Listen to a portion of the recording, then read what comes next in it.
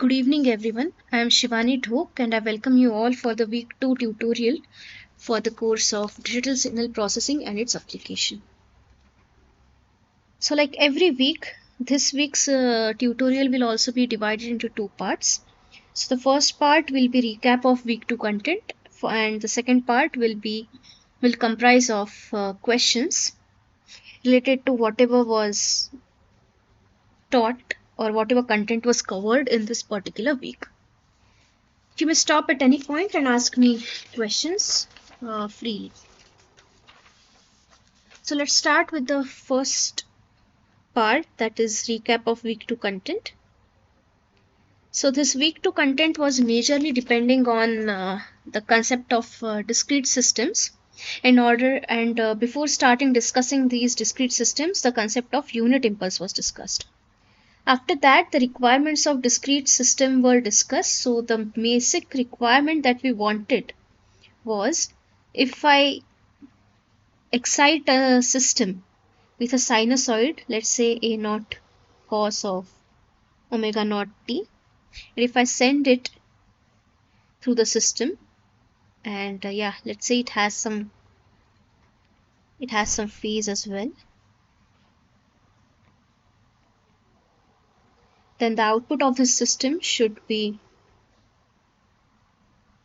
a1 cos of omega naught t plus phi 1. So the change should occur only at these amplitude and these phases, and this frequency should be preserved. So the major requirement is frequency of input signal should be retained.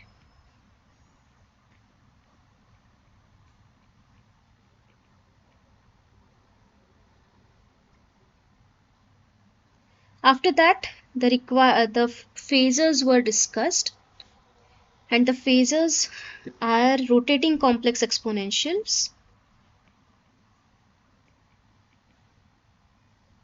or to be specific, these are complex numbers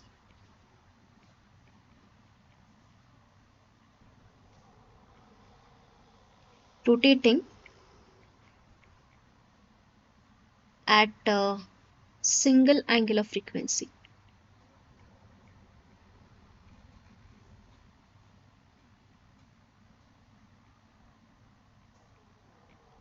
After that, linear systems were discussed. So for linear systems, if x1 and x2 are inputs and the corresponding outputs are y1 and y2, then if I send alpha times x1n plus beta times x2n, then this should lead to an output of alpha times y1n plus beta times y2n. And this property can be characterized by two different properties. One is additivity. For that, you need to set alpha and beta as 1.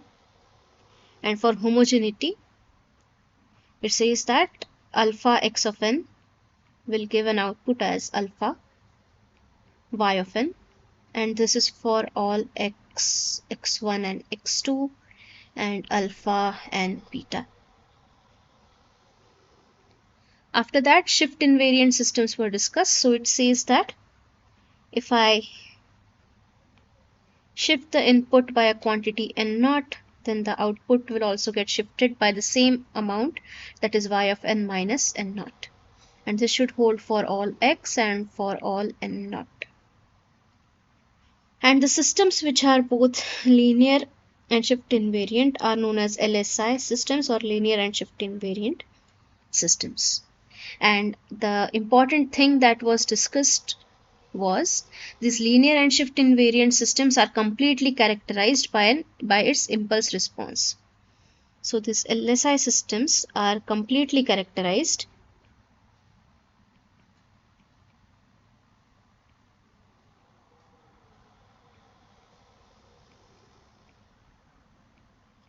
by impulse response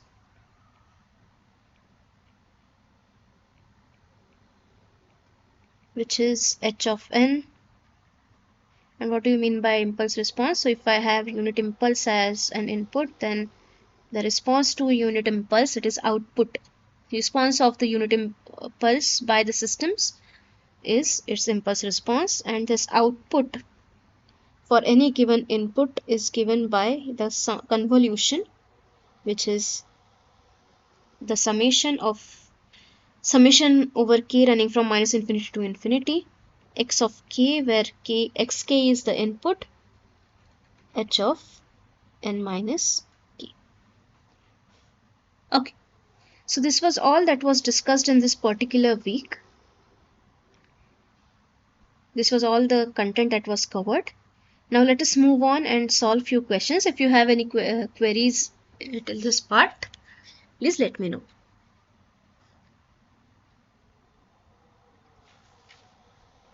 Okay, if there are no questions, then let's move ahead with the first question that I had planned to cover today. So this question says that if a phasor is given an input to an LTI system, the output of the system should retain which of the following properties of the input signal? So what it says is, we are having an LTI system.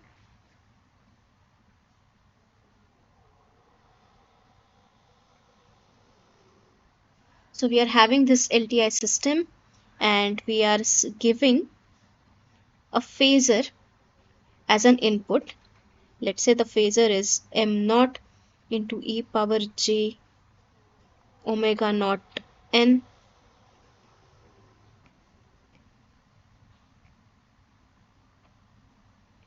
plus phi naught, and the output of this LTI system should be something, let's say, y of n. So if it is an LTI system, then what all properties should it retain? So the only property that it will retain is the frequency, and it can have a change in phase as well as amplitude. So this can take a form as m1 into e power j omega naught n plus phi 1. So these frequency should be retained, should be same. This thing can change,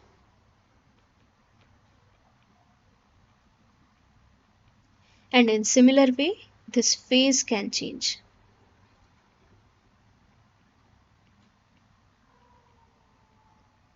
And this will happen only when this is an LTI system. Is it clear?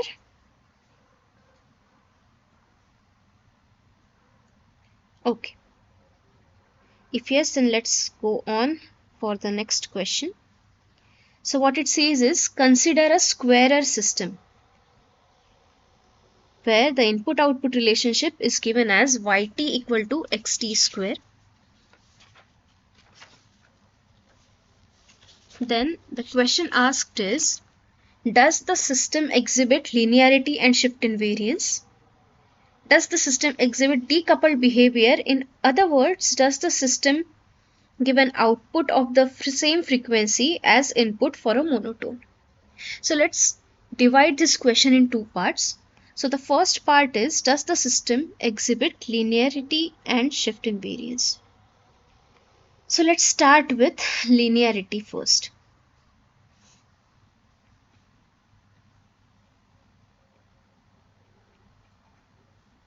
Okay, just a minute. Yeah, let's start with linearity.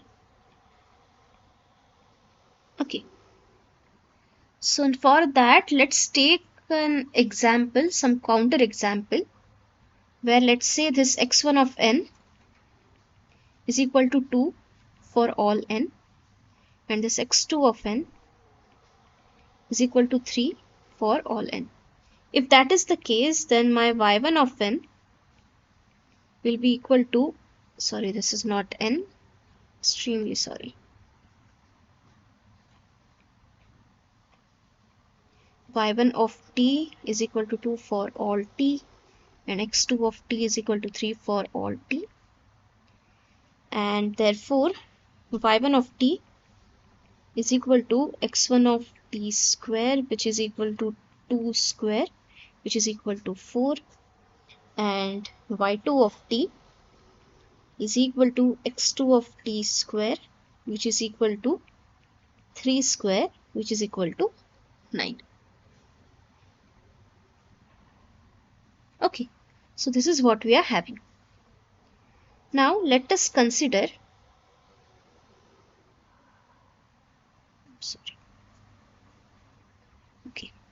so now let us consider alpha x1t plus beta x2t, and let alpha equal to 2 and beta equal to 3. So this quantity here will be 2x1t plus 3x2t. This is equal to 2 times x1t is 2 plus 3 times x2t is 3. So this comes out to be 4 plus 9 equal to 13. And therefore alpha x1t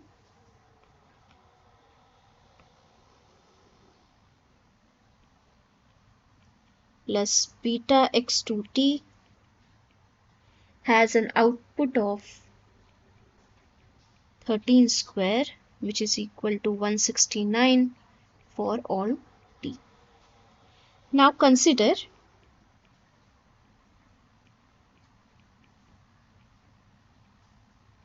alpha y1t plus beta y2t, which is equal to 2 times, what is the value of y1? y1 is 4. So 2 times 4 plus 3 times, what is the value of y2t? So this y2t is 9.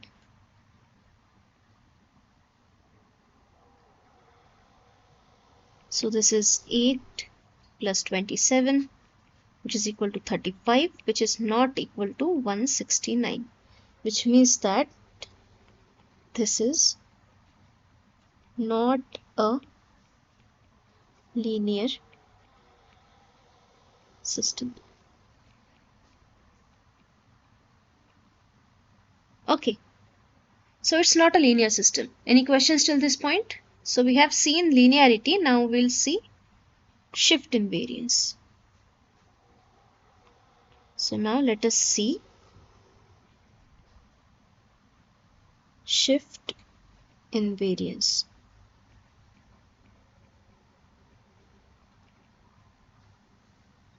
Okay, so what do we have? We have yt equal to x of t square, and in order to see the shift invariance, what we'll do is first we will shift input. So if my input is shifted, then that will lead to an output of x of t minus t naught square. So what you need to do is, this is the argument of input, right? So whatever argument is there, just shift it by t naught. So just for clarity, if it would have been x of 2t, then x of t minus t naught would have led to x of 2t minus t naught, and y of t minus t naught would have been x of 2 times t minus t naught. So this is a slight note that I would like to add, like shifting input and shifting output has some difference which is not visible in this particular thing. Now what we'll do, we will shift output. So when we are shifting output, wherever you find t in this relation, wherever you find t here, just replace it by t minus t naught. So y of t minus t naught is equal to x of t minus t naught square. Okay, so now what you can observe here clearly is shifting output leads to the same thing if we shift just the output expression, and therefore it is shift invariant.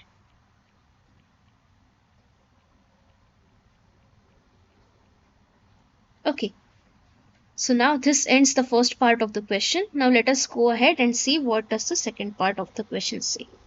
So the second part of the question says that, does the system exhibit decoupled behavior? In other words, does the system give an output of the same frequency as input for a monotone input? So what do you mean by a monotone input? Monotone input means that it has a single frequency.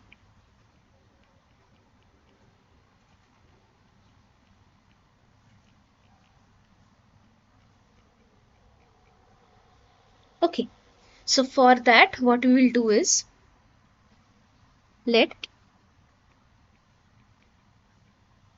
x of t be equal to m into e power j omega t plus phi. Okay, this has a single frequency, that's why this is a monotone input. So for this input, my output will be m into e power j omega t plus phi, which is equal to m into e power j 2 times omega t plus phi, which is equal to m into e power j 2 omega t plus 2 phi. Sorry, there will be a square here. Yeah. So now if you observe carefully, the original signal has a frequency of omega. The output has a frequency of 2 omega.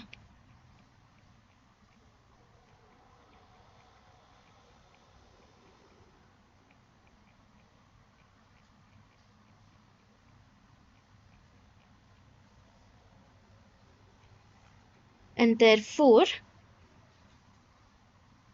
since the same frequency is not present in the output, therefore this system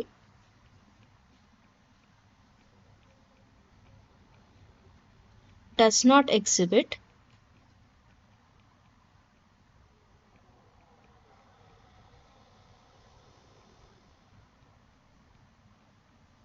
decoupled behavior.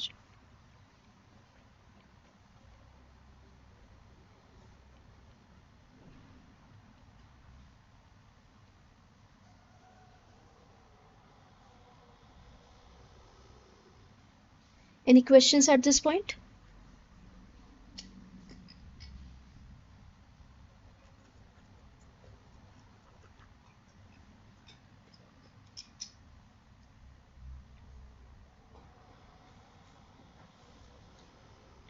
Please feel free to stop me at any point and ask your queries. Okay.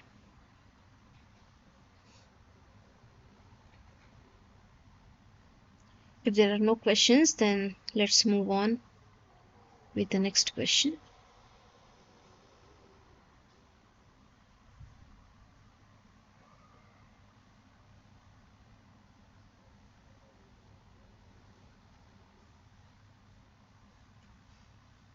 Okay, so here is the third question that we are having. So what it says is, suppose xn equal to a cos omega 1 n cos omega 2 n is fed to an LTI system. The output obtained is pi n equal to a sin omega 1 plus omega 2 n plus 2a cos omega 1 minus omega 2 n. Now the input for the system is, now for the same system another input is given, that is x1 n is equal to sin omega 1 plus omega 2 n plus cos omega 1 minus omega 2 n. What is the output of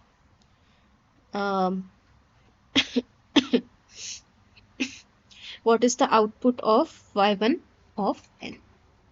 Okay, so now what we are given is one input output relationship, that is for x of n, the output is y of n. And for the same system, if I give an input xn, what is the output? So that we need to find, and what we are given is it is an LTI system. So the property of LTI system that we know is, if I excite a system with a phasor,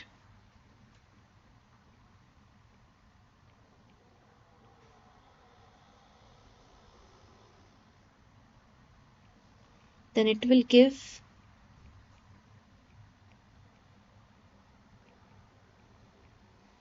something like this, where this ratio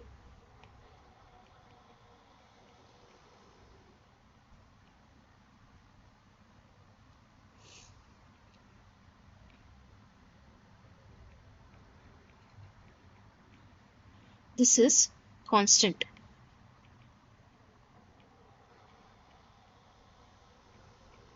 for all t. This we know.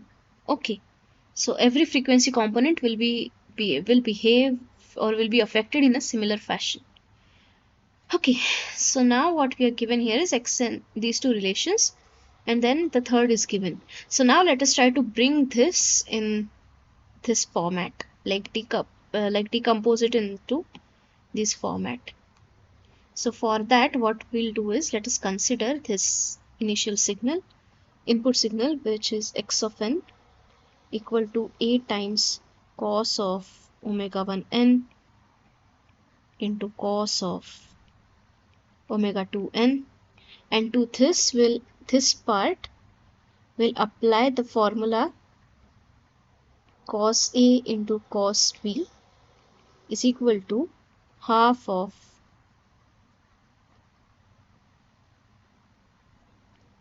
cos of A plus B plus cos of A minus B. Okay, so in that situation, this thing becomes A by 2 times cos of omega 1 plus omega 2 n plus cos of omega 1 minus omega 2. Still we are not done. We want to bring it in the form of phasors. So yeah, let's be consistent here. Let's have discrete phasors, discrete time phasors. Yeah, okay. So in order to do that, let us exploit this property that cos of x can be written as e power jx plus e power minus jx by 2, and sine of x can be written as e power jx minus e power minus jx upon 2j. Okay, so now this was my xn. So this x of n, now I can write as a by 2 inside the bracket. This cos thing here I can write as e power j omega 1 plus omega 2 n plus e power minus j omega 1 plus omega 2 n whole divided by 2 plus e power j omega 1 minus omega 2 n plus e power minus j omega 1 minus omega 2 n whole divided by 2. Therefore, this x of n I can write as a by 4 into e power j omega 1 plus omega 2 n plus a by 4 into e power minus j omega 1 plus omega 2 n plus a by 4 into e power j omega 1 minus omega 2 n plus a by 4 into e power minus j omega 1 minus omega 2 n. Okay, I hope till this point it's clear. So we are just using this property here. Okay, and now we have brought everything in this form. in this form input only. Now let us try to get the same thing, same form in this for this yn also. So now let us consider this y of n. So this y of n is a times sine of omega 1 plus omega 2 n plus 2a into cos of omega 1 minus omega 2 n. So this we can write as a by 2j into e power j omega 1 plus omega 2 n minus e power minus j omega 1 plus omega 2 n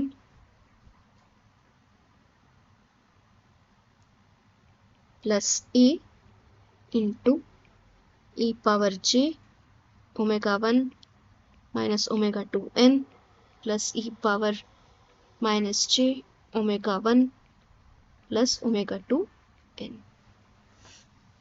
Okay. So now this we can write as a by 2j into e power j omega 1 plus omega 2 n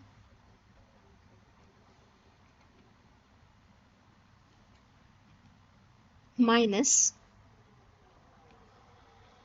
a by 2j into e power minus j omega 1 plus omega 2 n.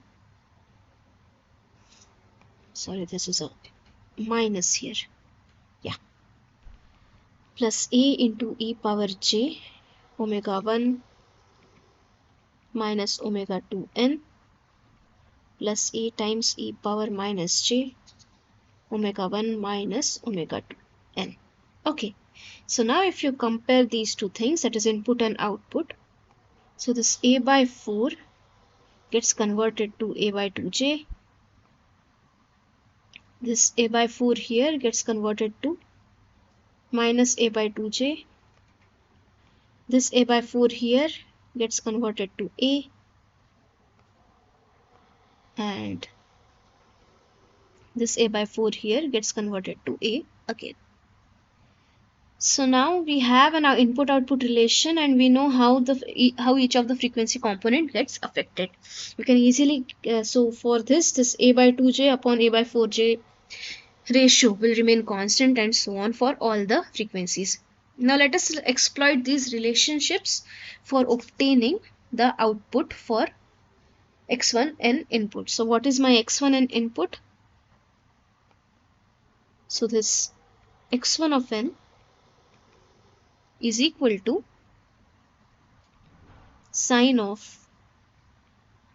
omega 1 plus omega 2 n plus cos of omega 1 minus omega 2 n.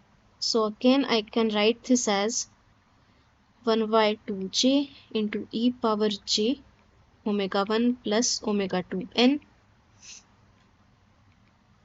minus 1 by 2j into e power j times omega 1 with a minus sign plus omega 2 n plus 1 by 2 into e power j times omega 1 minus omega 2 n plus 1 by 2 into e power minus j times omega 1 minus omega 2 n. Now since this is an LTI system, the output y of n, or rather y1 of n, will be of the form a1 into e power j omega 1 plus omega 2 n plus a2 into e power minus j omega 1 plus omega 2 n plus a3 into e power j omega 1 minus omega 2 n plus a4 into e power minus j omega 1 minus omega 2 n. Okay, so now again these ratios,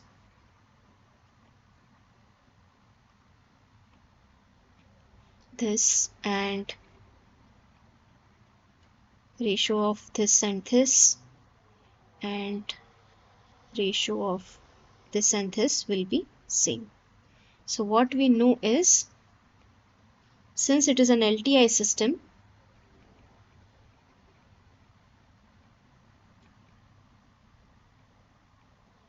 we can use the following.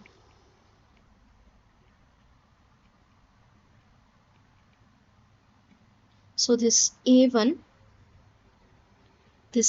upon 1 by 2j will be equal to this A by 2j upon A by 4.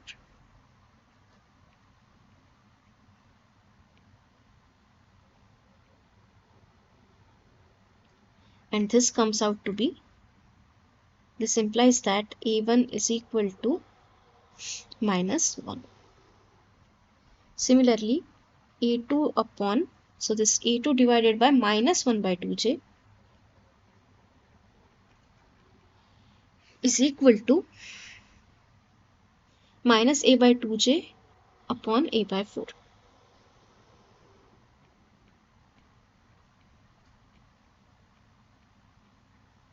Which implies that A2 is also equal to minus 1. Then this A3 upon 1 by 2 is equal to A upon A by 4.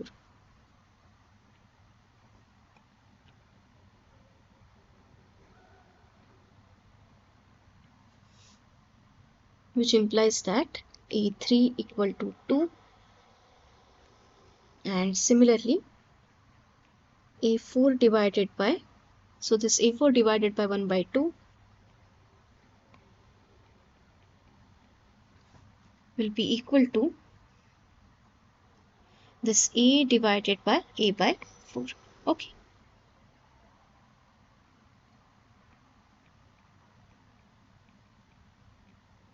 Which implies that A4 is equal to 2.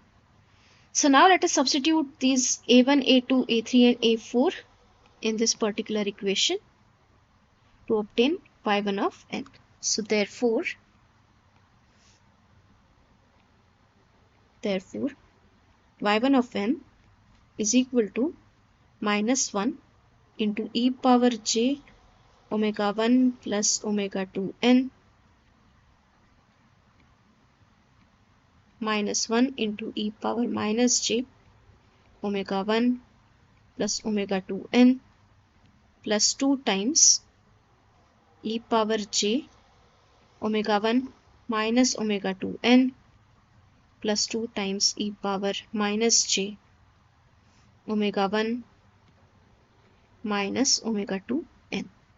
So now what I can do is I can multiply and divide by 2 everywhere, and what I have here is minus 2 times e power j omega 1 plus omega 2 n minus, plus e power minus j omega 1 plus omega 2 n divided by 2 plus 4 times e power j omega 1 minus omega 2 n plus e power minus j omega 1 minus omega 2 n whole divided by 2. So this quantity here is cos of omega 1 plus omega 2 n by cos of omega 1 plus omega 2 into n, and this quantity here is cos of omega 1 minus omega 2 into n. So therefore y1 of n is equal to minus 2 times cos of omega 1 plus omega 2 n plus 4 times cos of omega 1 minus omega 2 n. Is it clear? Any questions?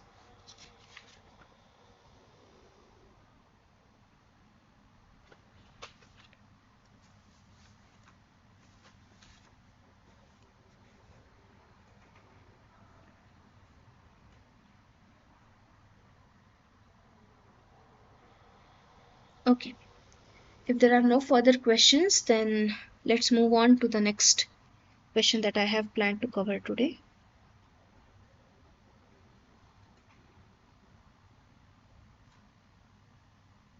Okay, so this is the fourth question that I have planned to cover today. This is an MCQ question. So it says that consider a system that satisfies the following difference equation. So this is the difference equation that we are given here. So this y of n equal to n into y of n minus 1 plus xn, where xn and yn are input and output sequences respectively. Further, it is given that the system is causal and satisfies the initial rest conditions. That is, if xn equal to 0 for n less than n naught, then yn equal to 0 for n less than n naught. Which of the following statements is true? So what do you think? So if we look at this difference equation carefully, we can observe that there is a dependency on n.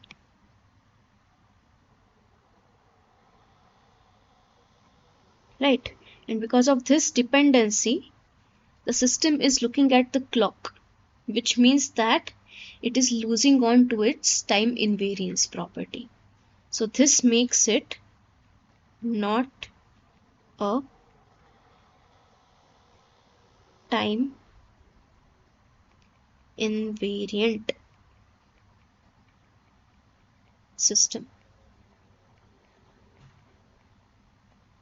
And what about linearity?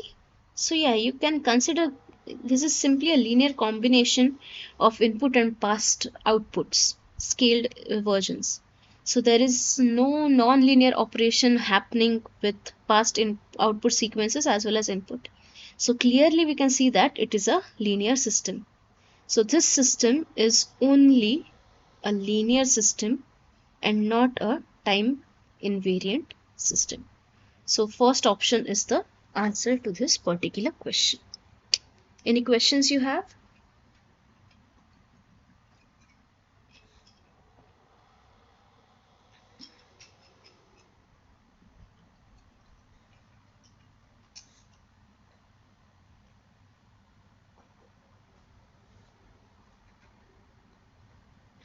Okay. So if you don't have any questions, let's go on to the next question that we are having. So this is again an MCQ question, and it says that you have two systems, S1 and S2, and the response to the system to the input response of these systems to the input cos of omega 1 n. So this is the common input that is given to both the systems is, for S1 it is cos of omega 1 n. So the output to this is A10 into sine of omega 1 n, and for S2 it is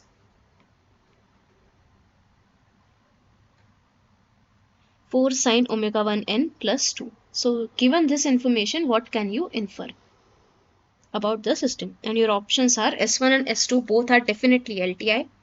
S2 is definitely LTI, but S1 is definitely not an LTI. S2 may be an LTI, but S1 is definitely not an LTI. Both S1 and S2 are definitely not LTI. So what are your thoughts on this? Okay, so let's start with S1. Now, like previous question, this system is also looking at time. So here clearly we can see a time dependency. So this makes this a time varying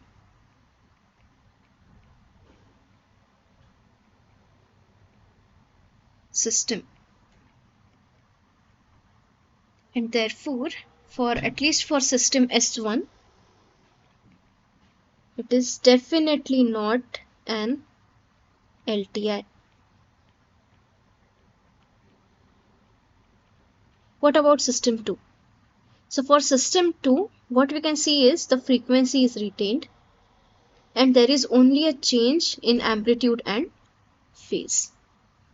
But one point to be noted is that this relationship holds only for omega 1.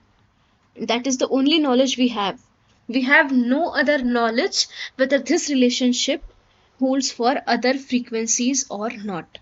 So this may or may not be an LTI system. So what do I mean to say is, for S2,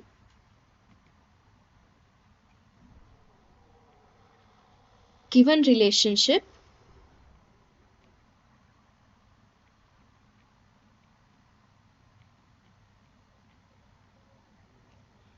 may not hold true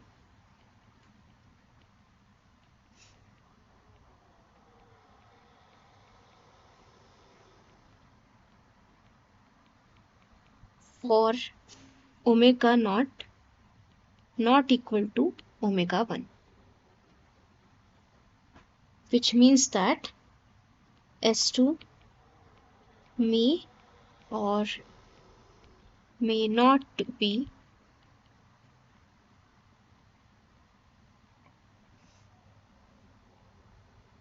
an LTI system.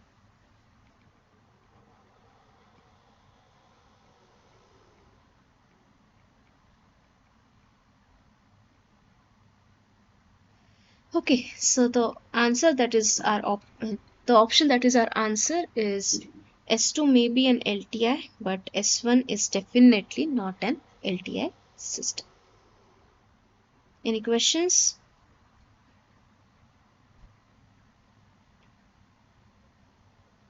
I hope this is clear.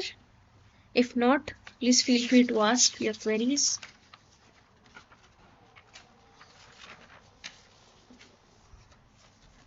If there are no further questions, let's move on to the sixth question that I had planned to cover today. So it says that consider an LTI system output y of n is equal to summation k running from 1 to k running from minus infinity to infinity x k h of n minus k. If this output can be expressed as y of n equal to summation over k ak into p of n minus k, where p of n is system's response to a unit step function, what is the relationship between ak and xk? So this is what we need to find out, the relation between ak and xk. So this relation here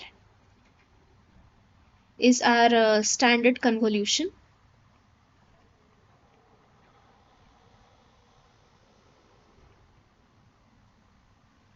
and this h of n is our impulse response,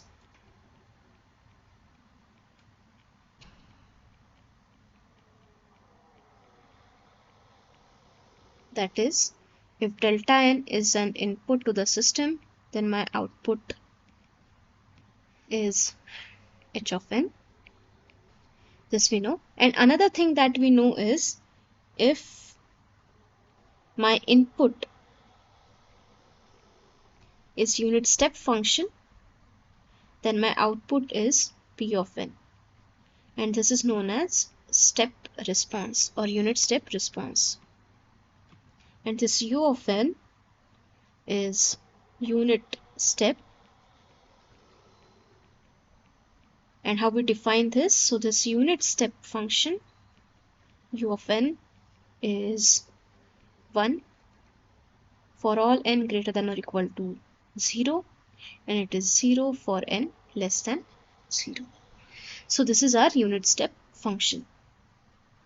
And what it says is, this output we can also represent in terms of unit step function, but there will be a modification at this part, and this thing is related to this x of k sequence in some way, and we need to find out this relationship between them. So let us try to do that. Let us try to massage this unit step function a little bit. So for that, let us sketch it.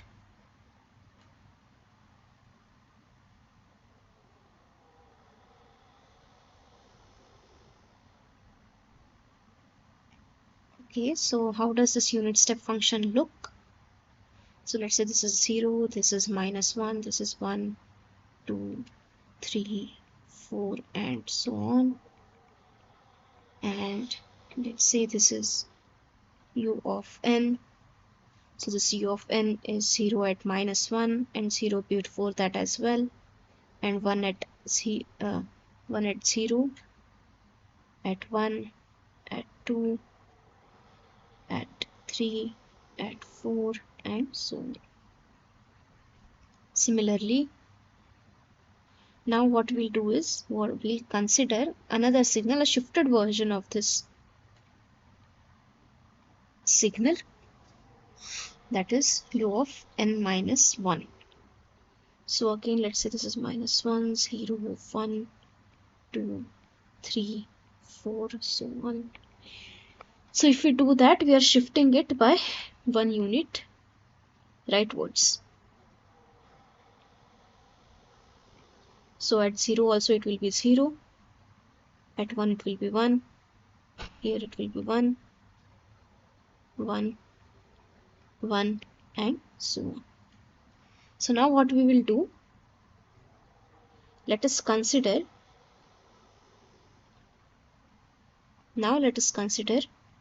u of n minus u of n minus 1.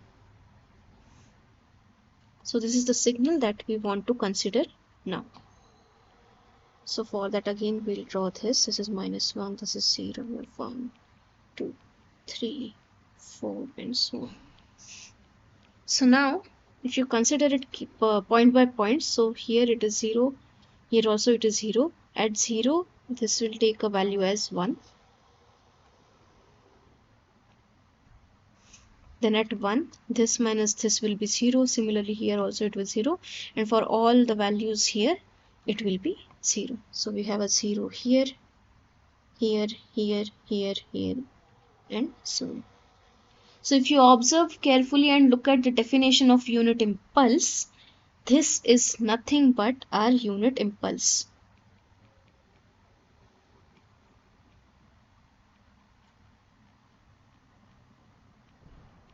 So from this discussion,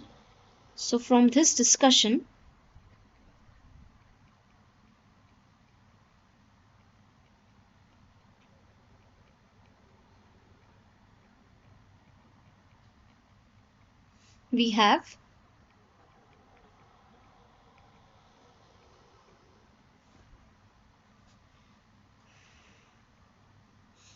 unit impulse as u of n minus u of n minus 1. Okay. Now, what we know is this u of n has an output as p of n. So therefore, this u of n minus u of n minus 1 will have an output as p of n minus p of n minus 1. And why is it so? This happens since the system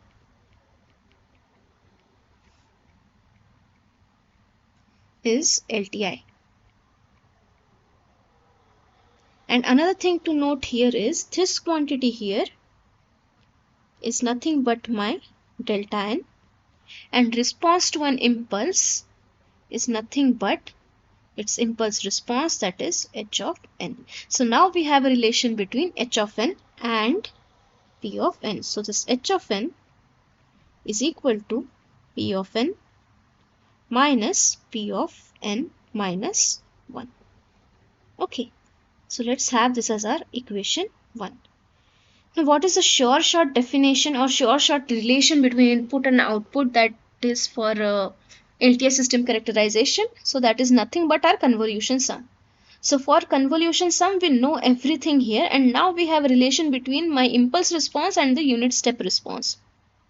So let us now try to use the convolution sum and the relation between our impulse response and unit step response in order to obtain the final relation, or in order to get something related to or some relation between AK and XK. Okay, so let's try to do that. So what we have is this y of n is equal to summation k running from minus infinity to infinity. Let me write it explicitly. Xk into h of n minus k. Okay, so now what I'll do is I'll write this h of n minus k in terms of these p's. So what I'll do is, let's have this summation k running from minus infinity to infinity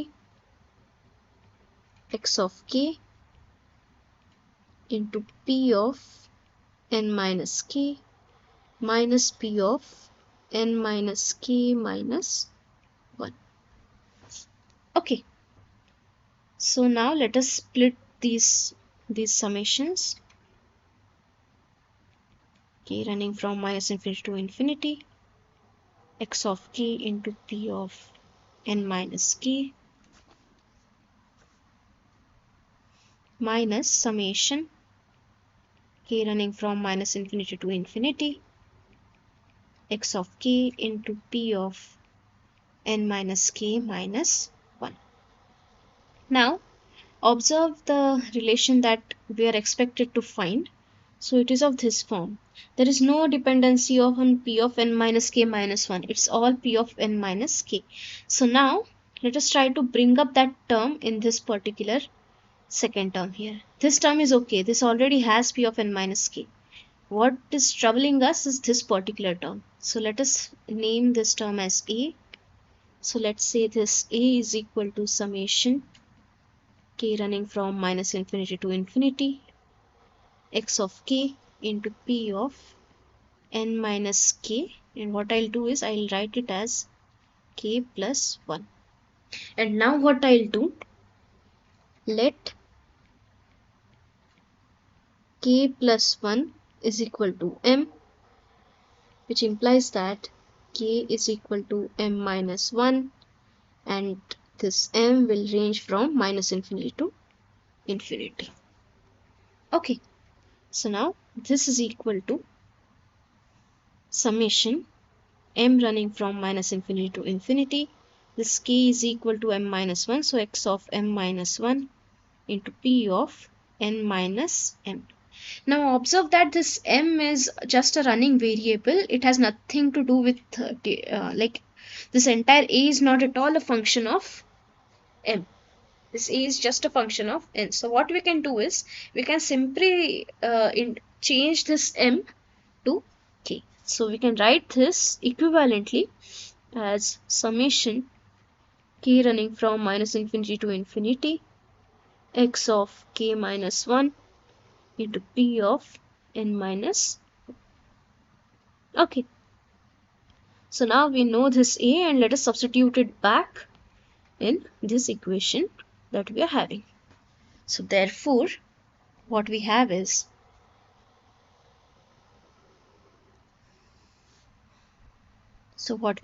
this y of n is equal to summation k running from minus infinity to infinity x of k into p of n minus k plus summation, did I write a minus sign here? Yeah, sorry. Yeah, so this is a minus here. K running from minus infinity to infinity x of k minus 1 into p of n minus k.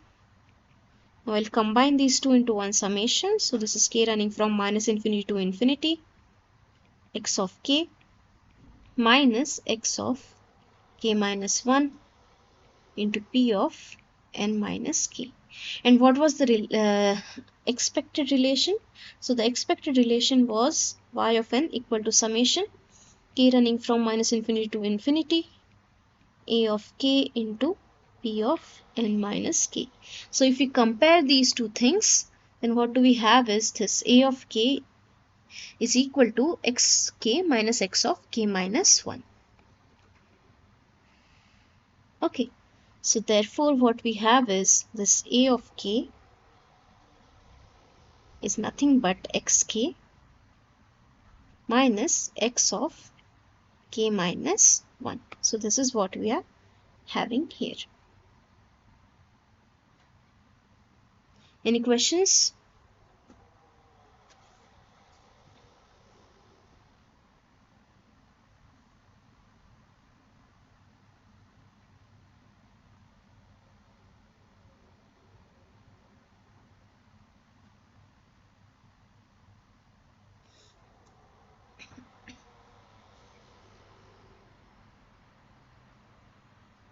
Okay. Okay, if there are no further questions, then let's move on to the next question that I have planned.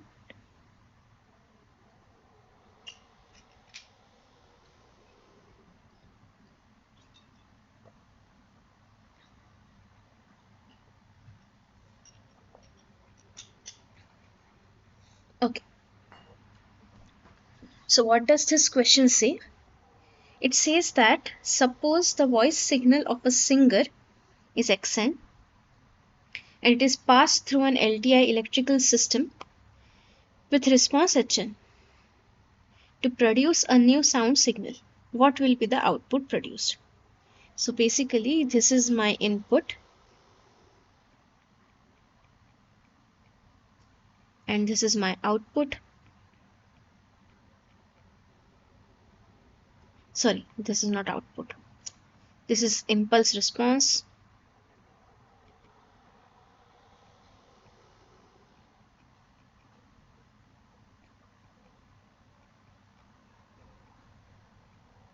And it is an LTI system. And we need to find what is y of n, which is equal to summation k running from minus infinity to infinity, x of k into h of n minus k. So let us try to properly find out with proper procedures. So for that, first observe this quantity here, that is h of n minus k.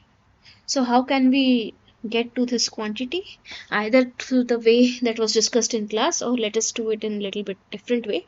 So what we can do is, first we need to flip h of k to get h of minus k. And second thing that we need to do is shift h of minus k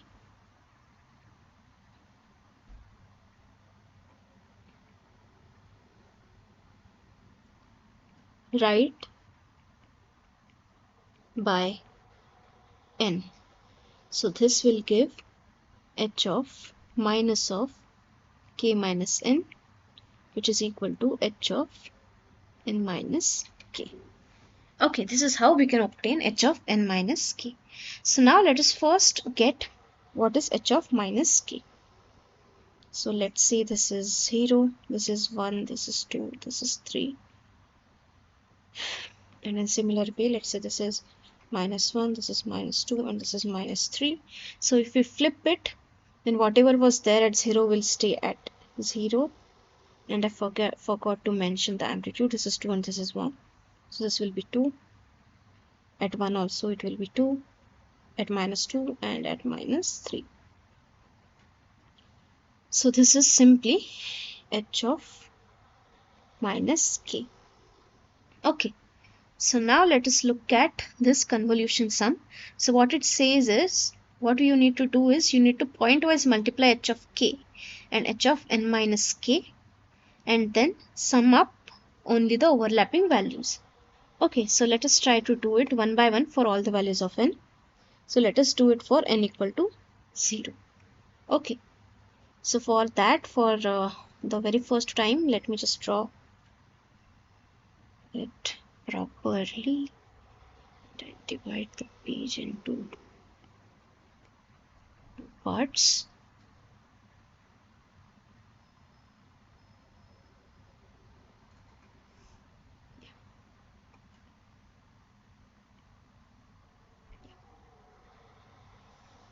And let me just copy this, the next page.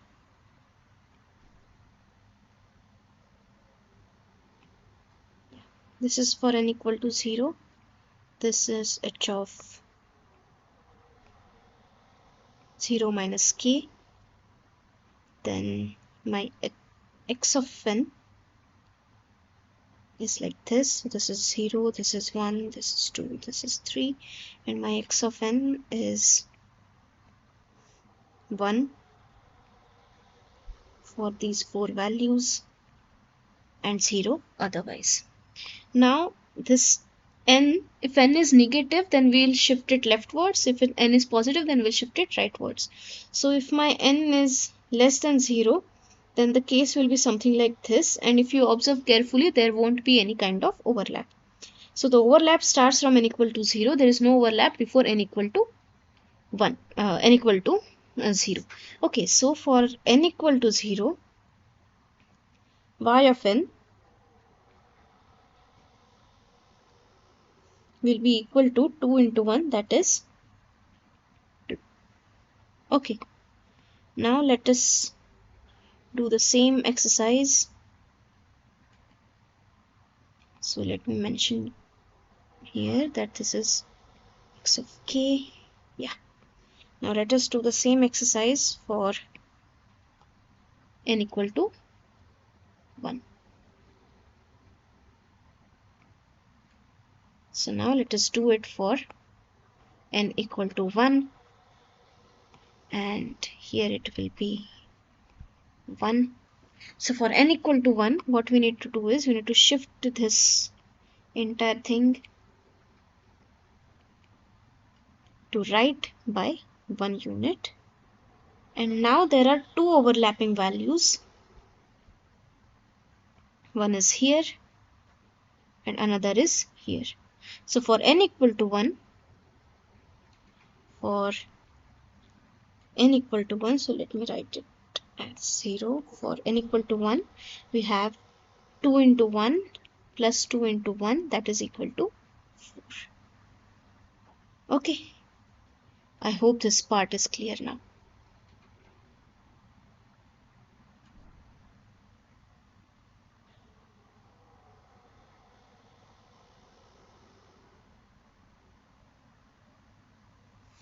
Okay.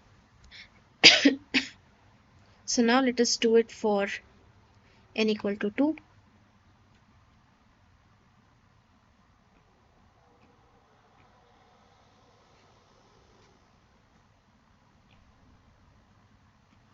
So now we'll do it for n equal to 2.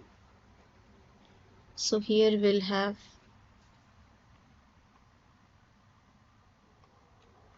shift again by 1 unit like this, and now there will be 3 overlapping values. One will be here, here and here.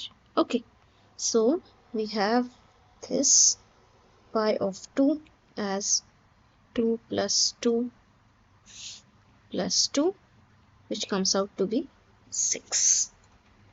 Okay, now let us repeat the same thing for n equal to 3.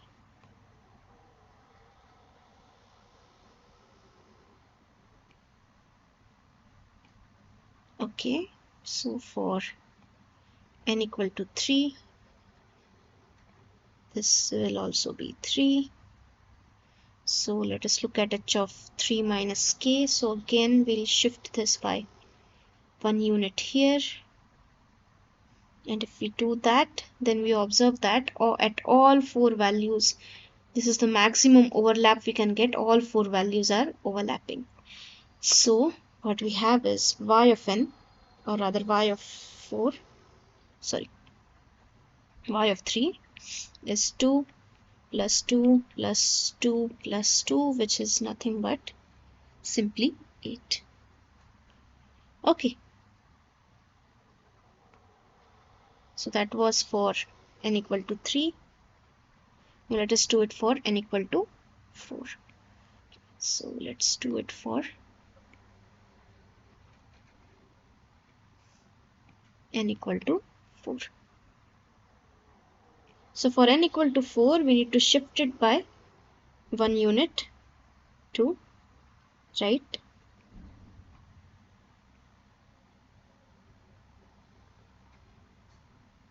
let's say this is n equal to 4. So we'll shift it by 1 unit to right, like this. Yeah. So this is what we have, and now the overlap starts reducing. So here, here, here, and here we'll have the overlap.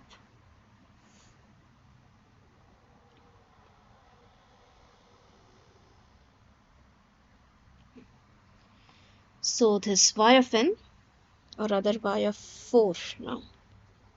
This is for n equal to 4. So this y of 4 is equal to 2 plus 2 plus 2, which is again equal to 6. Okay. Now let us find it for n equal to 5.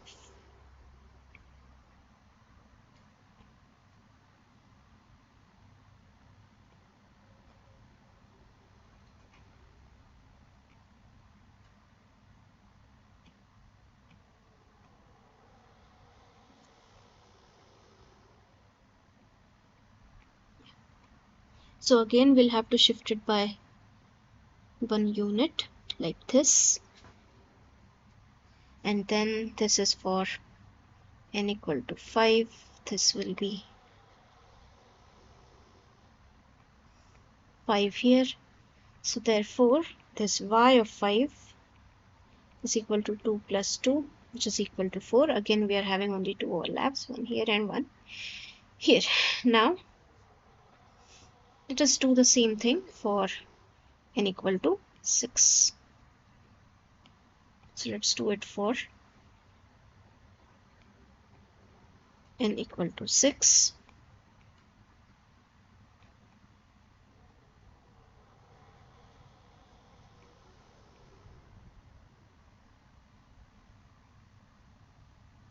So this thing will be shifted by 2 units. This was for n equal to 4. So this is what we are having. Now the only overlap that is left is at this particular point. Okay. So if that is the case, then this y of 6 is equal to 2. Now if I try to shift it further, there is no overlap. Therefore, for all other values, this thing will be equal to 0.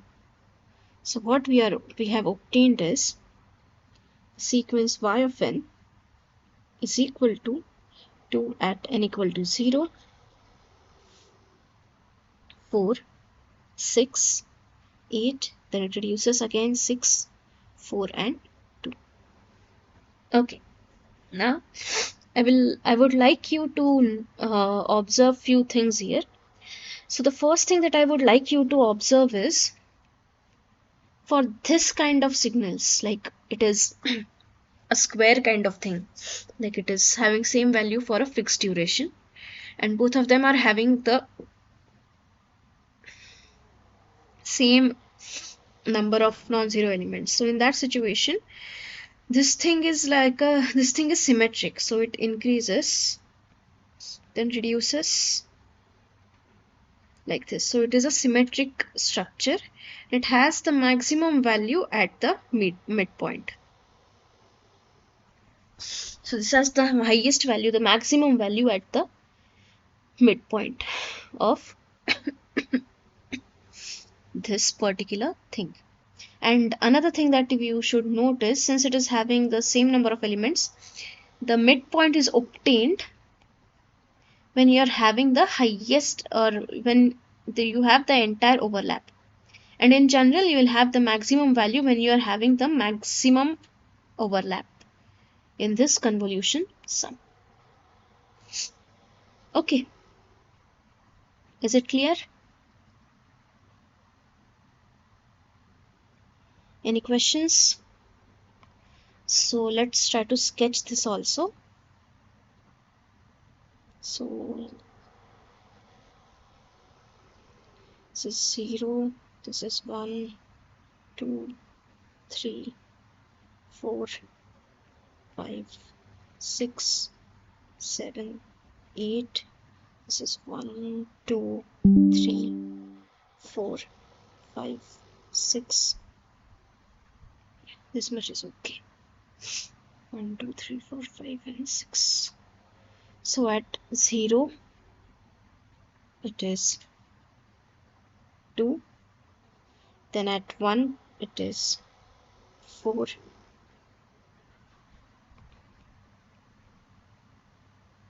Then at 2, it is 6.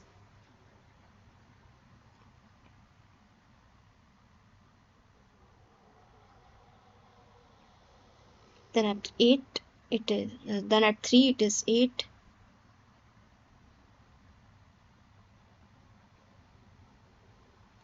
Then again at 4, it is 6. At 5, it is 4.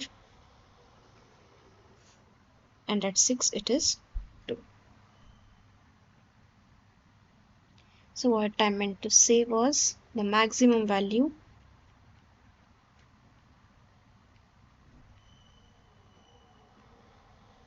at midpoint,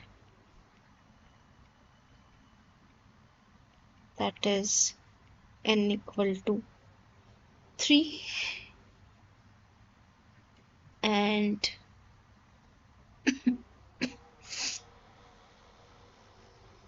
and at this particular point we have maximum overlap.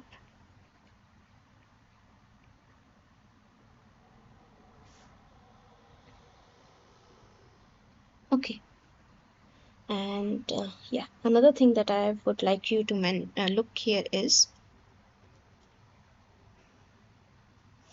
this x of n is non-zero from 0 to 3, and this thing here h of n is non-zero from 0 to 3. So this y of n will be non-zero from 0 to 6.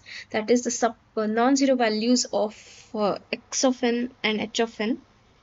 The non-zero values of y of n will start from the sum of this lower limit, and those will be non-zero till the sum of this upper limit. And the number of elements, the number of non-zero elements in that convolution sum will be equal to this number of non-zero elements in x of n plus number of non-zero elements in y of n minus 1. H of n minus 1. So if you observe carefully, this thing has non-zero value from 0 to 6, which was 0 to 3 plus 3. Another thing that you should note here is these are 7 values. From 0 to 6, these are 7 values.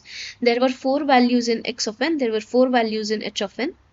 So the number of non-zero values in y of n are 4 plus 4, that is 8, minus 1, which is 7. So these are few subtle points which you can keep in mind when you are solving certain questions, just for a quick check for your answer.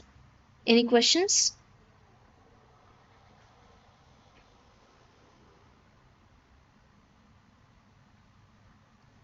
Okay, if there are no questions, then let's move on for the next question.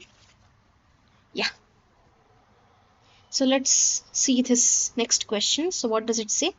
Consider an LTI system whose response to the signal x1t is given below and is y1t. So this is x1t and output of this is y1t. So x1t is an input to an LTI system whose output is y1t. Then to the same LTI system, if I give an input x2t, what will be the value of y2t? This is what we need to find out. Now this is an LTI system, and the input-output relationship between the for the LTI system is completely characterized by its impulse response. This we know. Another information that we know is it is linear, that is it satisfies additivity property, homogeneity property, and time invariance. But now here what we are given is we don't have any knowledge of the impulse response. So but we are given one input output relationship, and whatever knowledge till now we have, can we use that in order to get the output for the second input signal, that is x2 of t. So let us try to do that, and let us first try to observe this signal, the second signal x2 of t, and the first input signal x1 of t. And what we'll try to do is we'll try to represent this x2 of t in some linear combination, that is linear combination of shifted and scaled versions of this x1 of t. Okay.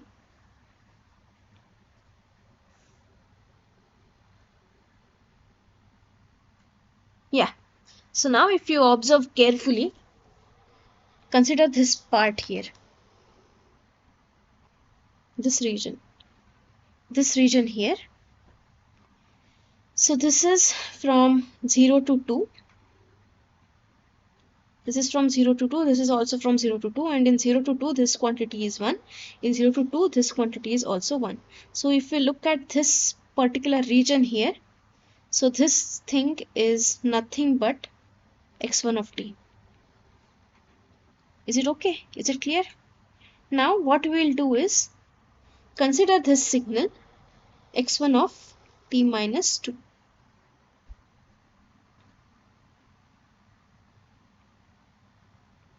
So this is 2, this is 4, so and this is 1. So if I shift this particular quantity rightwards by 2 units, it will start from 2 and end at 4 like this, and will have an amplitude of 1.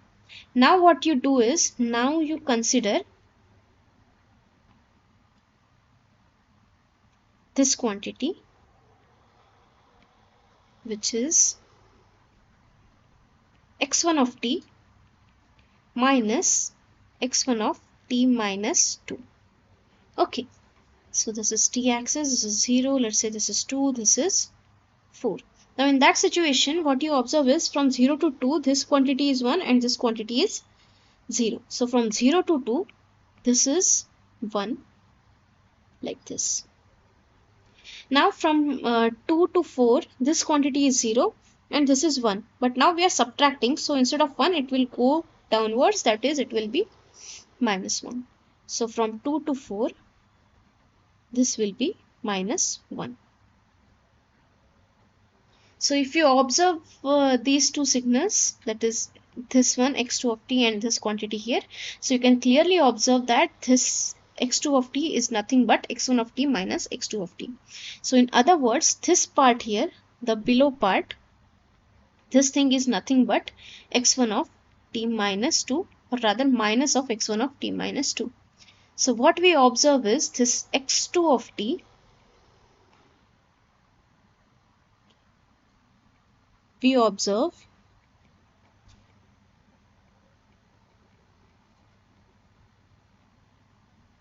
x2 of t is equal to x1 of t minus x1 of t minus 2. Is it okay?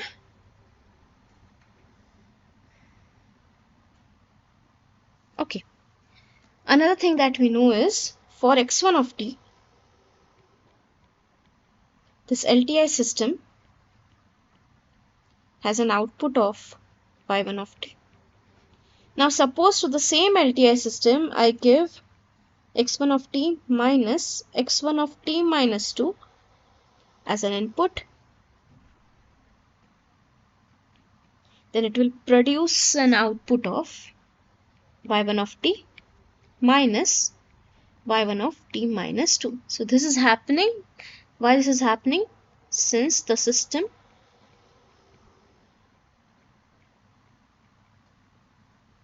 is LTI. Okay, now this quantity here, we just showed that this part here is nothing but x2 of t. which means that this part here will be nothing but output corresponding to it, which is y2 of t. So therefore, this y2 of t is simply y1 of t minus y2 of, sorry, minus y1 of t minus 2. Okay, so this is the thing that we are having. So now what we'll do is, let us try to sketch this. So let us try to sketch y2 of t. So for that, what do we have? We have this quantity here, which is y1 of t.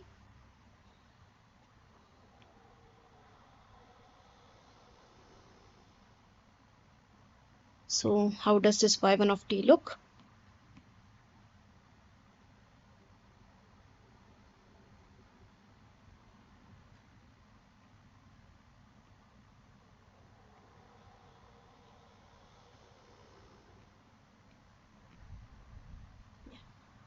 So 0, 2 and 4. So this y1 of t is 2 at 2, and then it reduces further like this. This is t. Now let us consider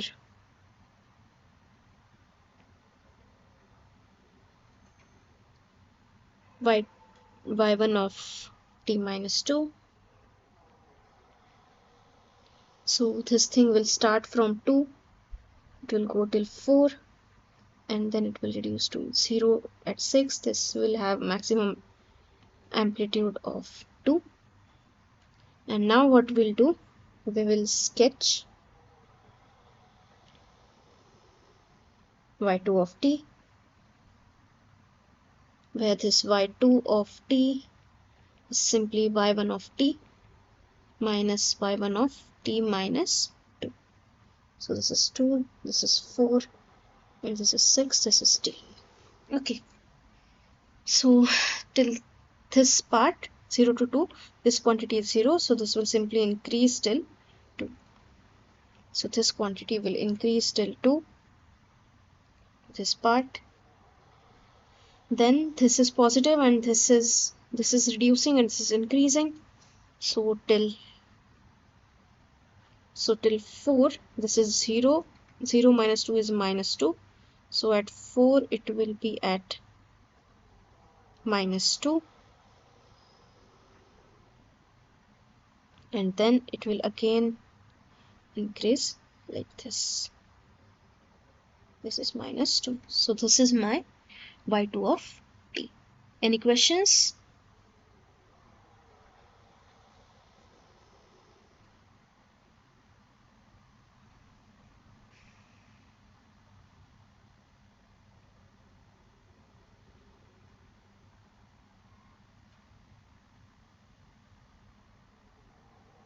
Okay, if there are no further questions, then let's move on with the next question that we are having.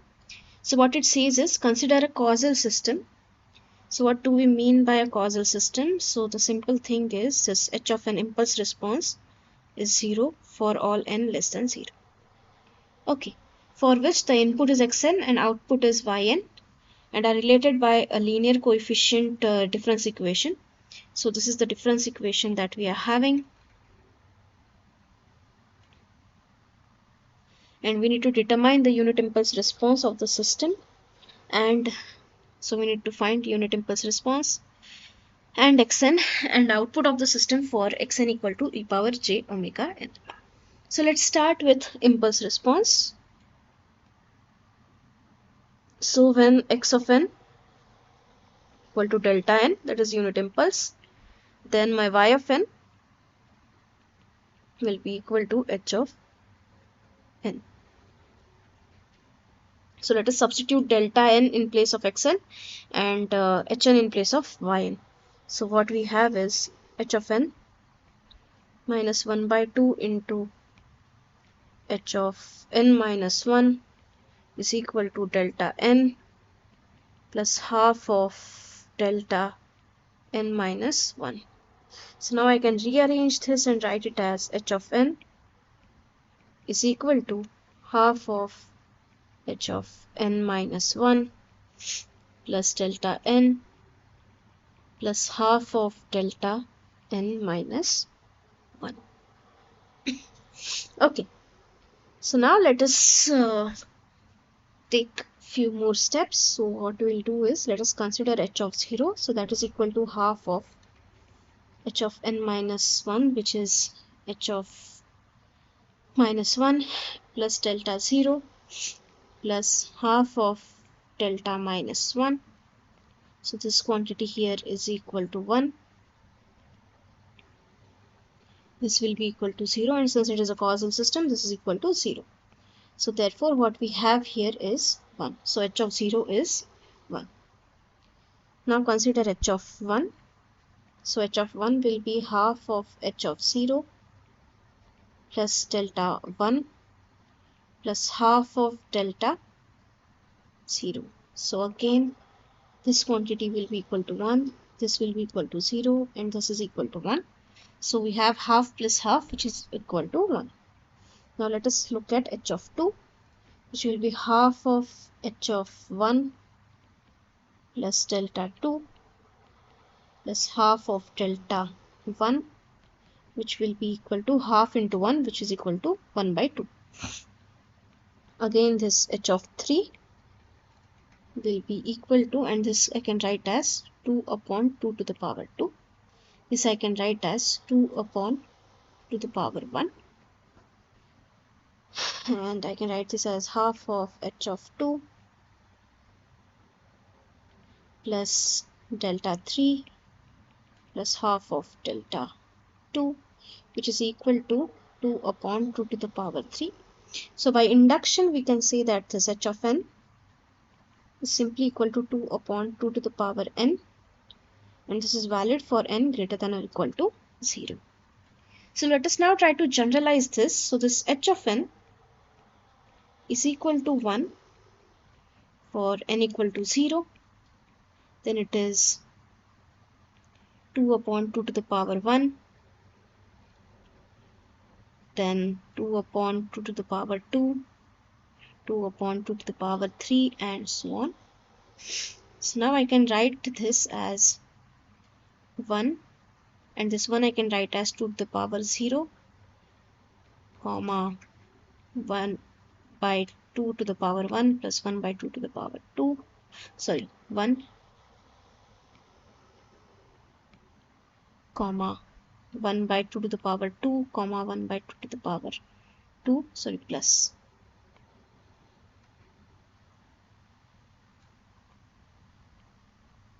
comma 1 by 2 to the power 3 plus 1 by 2 to the power 3, and so on. Then I can write this as 1 by 2 to the power 0 plus 1 by 2 to the power 1 plus 1 by 2 to the power 2 plus 1 by 2 to the power 3, and so on. This starts from 0 plus 0, comma 1 by 2 to the power 1, comma 1 by 2 to the power 2 plus 1 by 2 to the power 3, and so on. Right.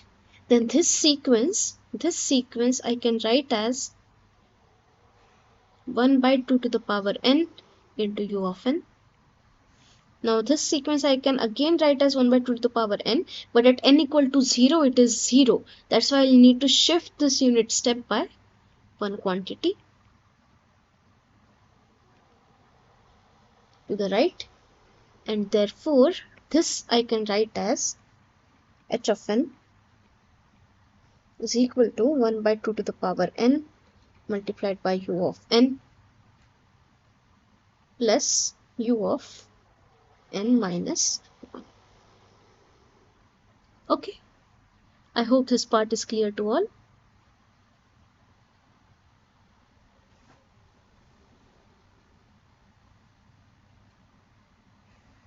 Okay, so we have this impulse response with us. The next thing that we need to find out is, we have this xn is equal to e power j omega n. Now we need to find y of n, what it is. So this y of n I can write as convolution sum. Let me write here only as summation k running from minus infinity to infinity, h of n minus k into xk. Another thing to note is this convolution is commutative. So this is also equal to summation k running from minus infinity to infinity, x of n minus k into h of k. So this is a simpler version for this case. So we can write this as summation k running from minus infinity to infinity e power j omega n minus k into 1 by 2 to the power k into u of k plus u of k minus 1. Okay. So now this e power j omega n is a constant, so I can take it outside. Inside the bracket, I can split these summations as k running from minus infinity to infinity e power minus j omega k into 1 by 2 to the power k into u of k plus summation k running from minus infinity to infinity e power minus j omega k into 1 by 2 to the power k into u of k minus 1. Now observe here, this is equal to 1 for all n greater than or equal for all k greater than or equal to 0, and it is 0 otherwise. Similarly, this quantity here is equal to 1 for all k greater than or equal to 1. It is shifted by 1 unit. That's why for all k greater than or equal to 1 this is true, and this is 0 for all k, or rather otherwise. Okay, so now we can just modify this summation by summation limits by taking into consideration these u of k's and drop u of k. So we can write it as e power j omega n to summation k running from 0 to infinity 1 by 2 into e power minus j omega whole power k plus summation k running from 1 to infinity into 1 by 2 into e power minus j omega to the power k. Note that this part is an infinite geometric progression with first term is equal to 1 and common ratio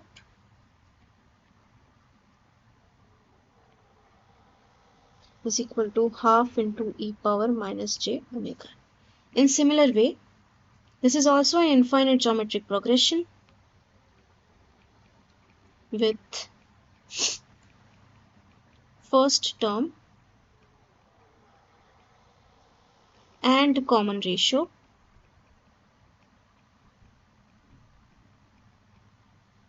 as half into e power minus j omega. Okay, so if that is the case, therefore y of n will be equal to e power j omega n. Inside the bracket, this quantity will be 1 upon 1 minus 1 by 2 into e power minus j omega plus 1 by 2 into e power minus j omega divided by 1 minus 1 by 2 into e power minus j omega. Okay, so now this y of n I can write as e power j omega n.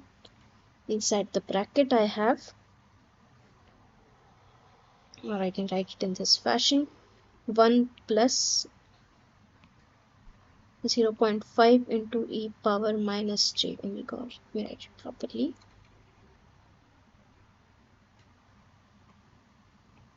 So therefore, this y of n is equal to e power j omega n multiplied by 1 plus 1 by 2 into e power minus j omega 1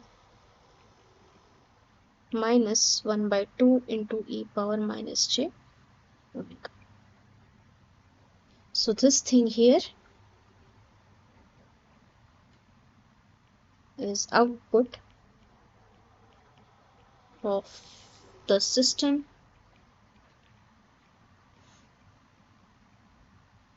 if input was x of n equal to e power j omega n. Okay, any questions?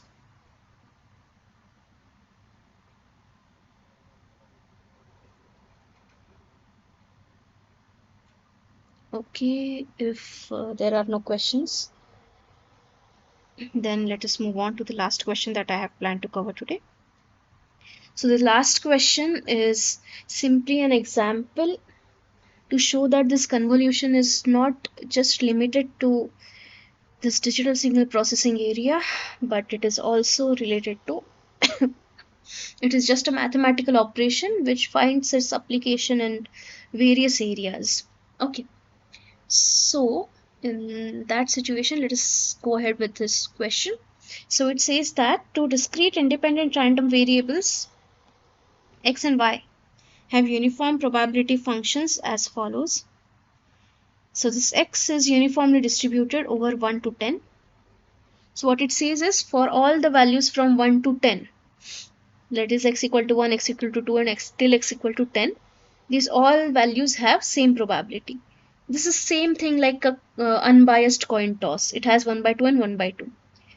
Or a dice which is having each face is having 1 by 6 probability. So let us consider these are having these two are dice. So the first one is having numbers from 1 to 10 and each will have a probability of 1 by 10. And similarly this y is also uniformly distributed from 3 to 12. So this can also be considered as a die, and this will have the numbers from 3 to 12 each with probability 1 by 10. Now what we need to do is we need to find the value of x plus y which has the maximum probability.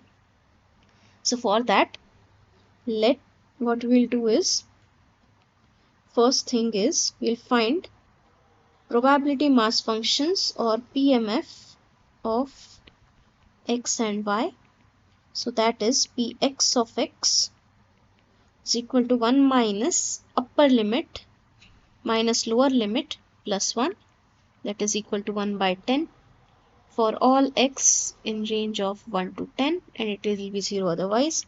In similar way, Py of y will be equal to 1 by 12 minus 3 plus 1, which is equal to 10 for all for all y belonging to 3 to 12. Okay, so this is what we are having. What we need to do is we need to find the maximum probability value of x plus y. Okay, so for that what we'll do is, next thing is we will find CDF of z equal to x plus y. So the CDF of z equal to x plus y, let's say, is fz of z, which is equal to probability that this z is less than or equal to this small z, which is equal to probability that this x plus y is less than or equal to z. This we can write as probability that this x is less than or equal to z minus y, which is equal to summation over y py of y into probability that x is less than or equal to z minus y conditioned, or rather given y equal to small y. This is simple law of total probability. So this we can write as summation y py of y into probability that x is less than or equal to z minus y. This we can do because it is independent. This we are able to do since x and y are independent.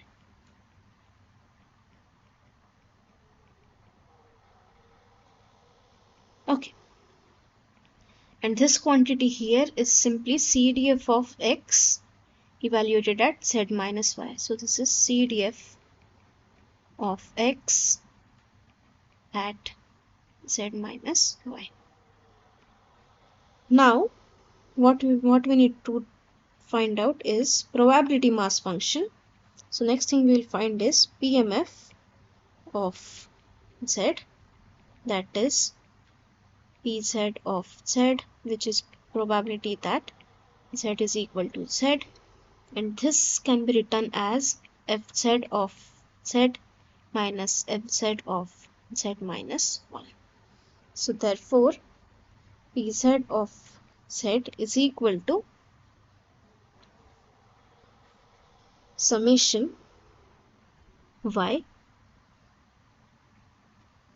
py of y into fx of z minus y minus summation of over y py of y into fx of z minus y minus 1.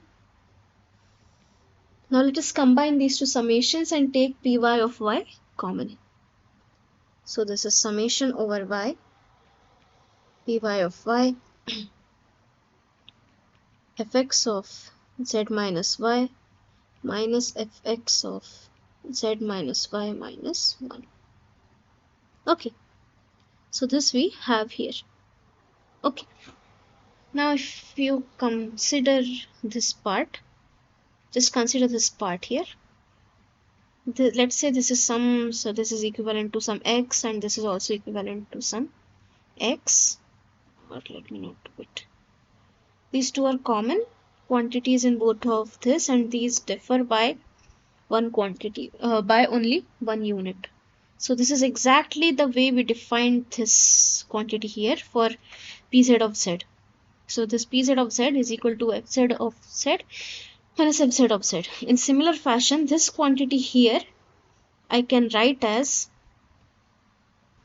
this quantity here I can simply write as Px of z minus y. Okay, because it's just varying by one quantity, by a unit one quantity. So now this I can write as summation y py of y into px of z minus y, and this thing here is pz of z. So what we observe here is another application of convolution. So we observe that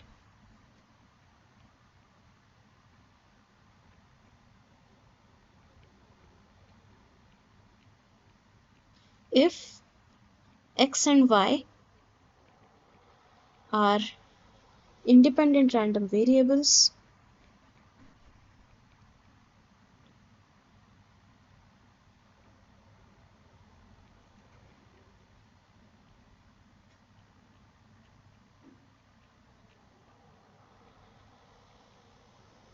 then the PMF or probability mass function, or to be specific, this is for discrete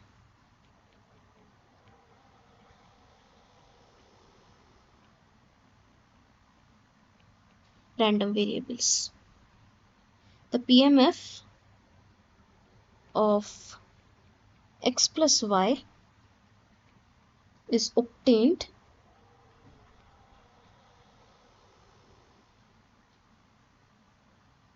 by the convolution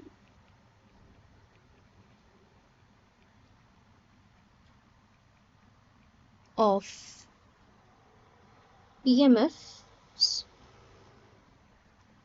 of random variables x and y. This is what we are observing here. Now what we need to find is, we want z such that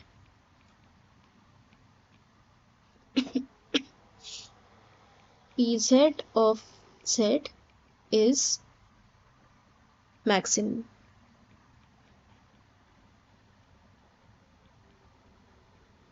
Okay, this is what we want. So now if you observe carefully, this Pz of z is simply a convolution, and we had seen here in this question which we solved for convolution, we saw that the peak value that is the maximum value, is obtained at the midpoint, and that point is the point where the two convolving signals are overlapping completely, or having maximum overlap. Okay, so now something similar is happening here. So if you observe carefully, if I consider this px of x, it starts from 1, 2 and goes on till 10, and from 1 it is having a value of 1 by 10, 1 by 10 and so on till 1 by 10, right? So this is what we are having here. And another thing here was py of y 0, 1, 2, 3 and so on to 10, 11, 12, 13. So this thing here starts from 3, then it is non-zero till 13, and then again 0.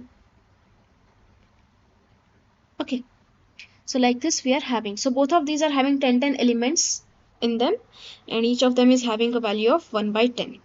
So then we had seen that this overlap will start when both of these get added.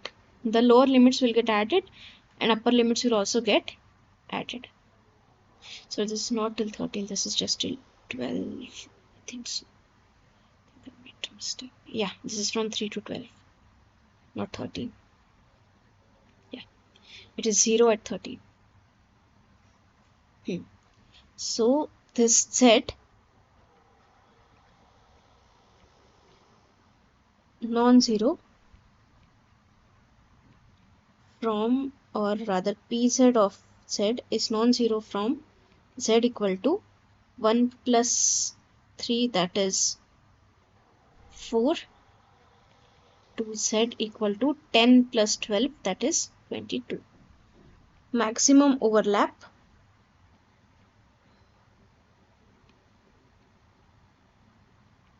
will be at midpoint, that is 4 plus 22 by 2, that is 26 by 2, that is at z equal to 13 max value. So what we observe here is x plus y equal to 13 has the maximum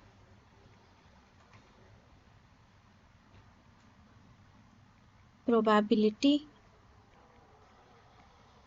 value,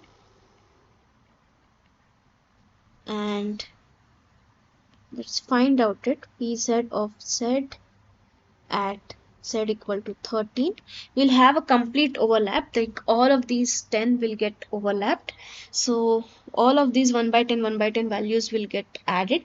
So this 1 by 10 into 1 by 10, this thing will happen 10 times, so this will have a value of 1 by 10. Okay, any other questions? Is this part clear?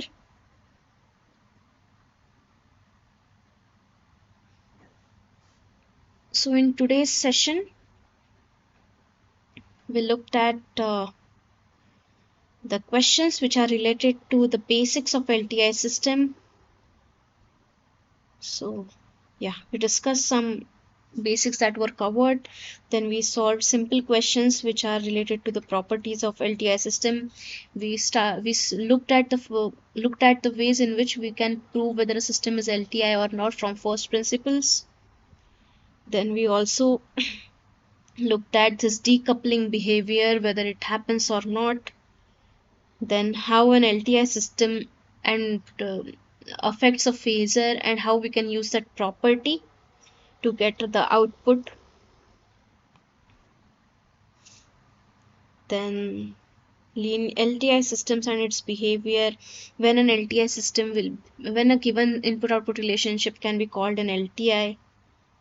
Then we saw the relationship between unit impulse and unit step function, and we also derived the LTI system output in terms of step response. After that, we looked at a simple example of convolution sum, and we looked at some observations that we can see from this particular system. And then in the last question, we looked at another application of convolution, which is in the probability theory, which says that if we are having two independent random variables, and if they are discrete random variables, then their PMF, then the sum of their PMF, the PMF of their sum is simply convolution of the individual PMFs of those two random variables. If you have any queries in today's lecture, please let me know. Otherwise, you are free to leave the meeting.